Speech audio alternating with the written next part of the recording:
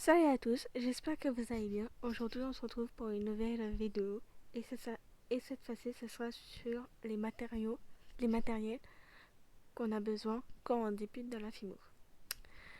Donc, sur ce, on va y passer. Déjà, pour commencer, quand on débute dans la FIMO, on a toujours besoin d'une patte, de 2 ou 3 pattes. Moi, en l'occurrence, j'utilise la plus souvent la cernite. Donc celle-ci, c'est la cernite number one. Donc celle-ci, c'est la couleur cupcake. Donc moi, je l'utilise, cette couleur de paille, je l'utilise plutôt pour tout ce qui est cookies, petits biscuits et toutes sortes de gâteaux, gaufres, donuts. C'est super idéal pour faire tout ce qui est gâteau. Allez, pour débuter, c'est ce que j'ai utilisé le plus souvent parce qu'elle est très molle, contrairement à la Fimo. Super molle, plus facile à travailler. Donc c'est super pratique quand on débute. Après, ce qu'on a besoin quand on débute, quand on ne sait pas à quelle température on met notre four, on a toujours besoin d'un thermomètre. Donc ce thermomètre vient c'est de la marque Fimo de chez Stadler. Donc il est super bien c'est super bien quand on ne connaît pas la température. Et moi c'est vrai que je l'ai acheté chez Perlinco si mes souvenirs sont bons. Et c'est super bien et super idéal quand on débute, surtout quand on est jeune. Donc voilà pour ceci. Après, quand on met ses créations dans le four, on a toujours besoin de combien de temps on met à mettre sa création.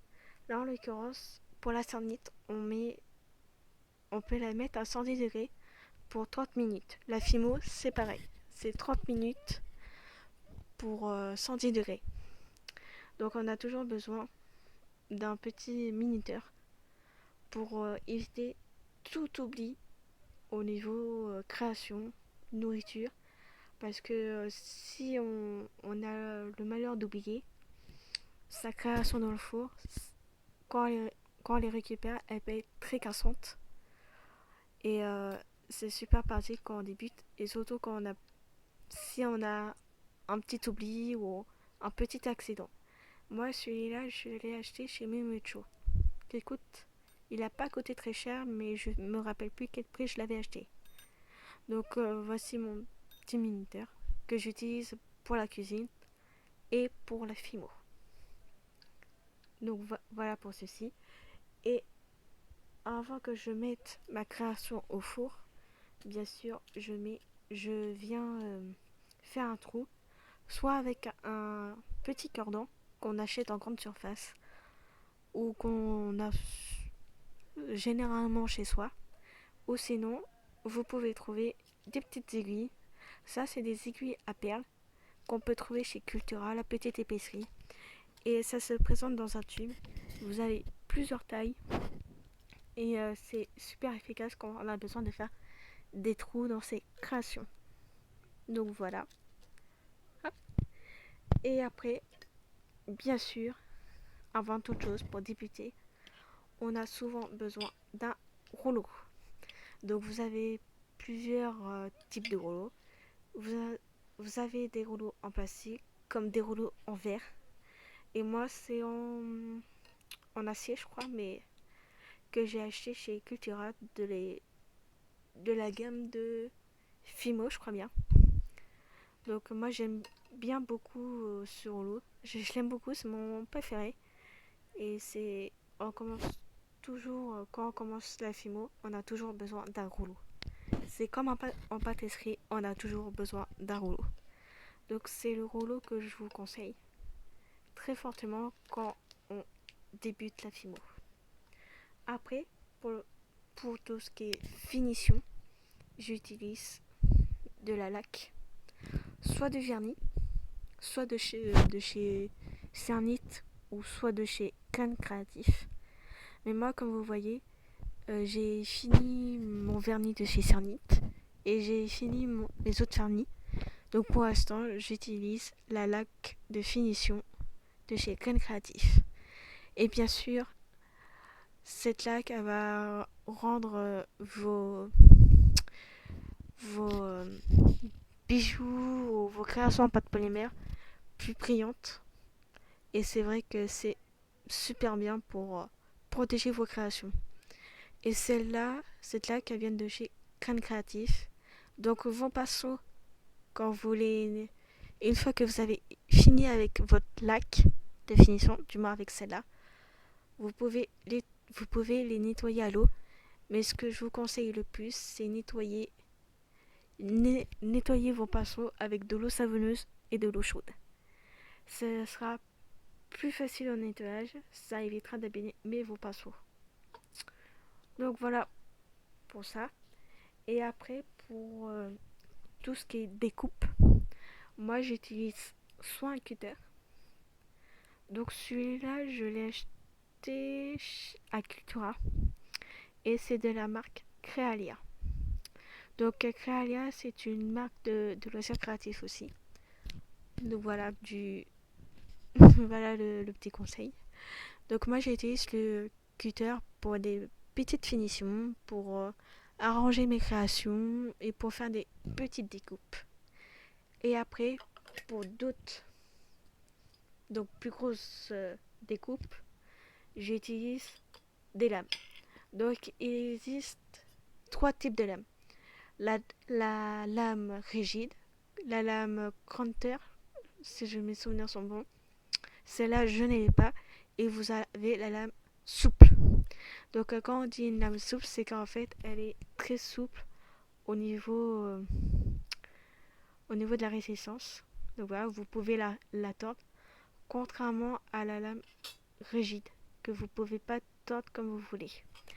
Et bien sûr, ce genre d'outil, tout ce qui est lame et cutter, à pas utiliser avant nos 8 ans. Parce que c'est des outils très dangereux et très fragiles. Donc à utiliser soit avec ses grandes sœurs, soit avec la présence de nos parents. On a toujours besoin d'un parent que soi pour faire ce genre de découpe. Donc voilà mes trois lames que j'utilise le plus souvent. Après, qu'est-ce que je peux vous dire d'autre? J'utilise moi pour ma part, quand je fais mes créations, j'utilise bien évidemment, bien sûr, un morceau de carrelage, un carreau de carrelage, que lui, il vient de chez Leroy Merlin. Vous pouvez en trouver pour 1€, 1,79€ à peu près. Et ça sert à plus ou moins à étaler vos créations. Ça évite de salir votre table et que vos créations restent collées à votre table. Moi, j'utilise ceci pour faire ma création. Ça évite que mes créations soient sales ou, en l'occurrence, de salir la nappe. Et c'est super pratique dans le sens où on peut faire ce qu'on veut. Les créations ne collent pas au carrelage. Ça fait pas de saleté. Si en l'occurrence votre carrelage est sale, en l'occurrence comme la mienne, vous pouvez la passer à l'eau savonneuse pour la nettoyer. Et j'avoue, c'est très très pratique quand on débute. Et c'est très fortement conseillé. Et après, dernier, dernier petit conseil et dernier outil qu'on a forcément besoin quand on débute, on a souvent besoin de papier caisson. Parce qu'une fois que vous mettez vos créations dans un plat, vous avez une chance sur deux que vos créations restent collées à votre plat. Donc moi, ce que je fais, petit conseil, c'est que je découpe un morceau de papier caisson, je le mets au fond du plat et je mets mes créations dessus pour éviter que mes créations restent collées au plat. Et ça évite notamment de les salir et d'utiliser un plat de cuisine. Donc voilà pour mes petits mes comment dire voilà mes petits conseils et mes matériels que j'utilise le plus souvent.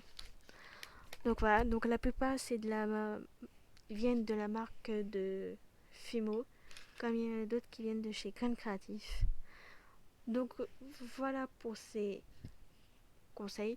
Je vous dis à la prochaine. Je vous fais plein de bisous. Et n'hésitez pas à vous abonner à ma chaîne et à liker la vidéo si ça vous a plu.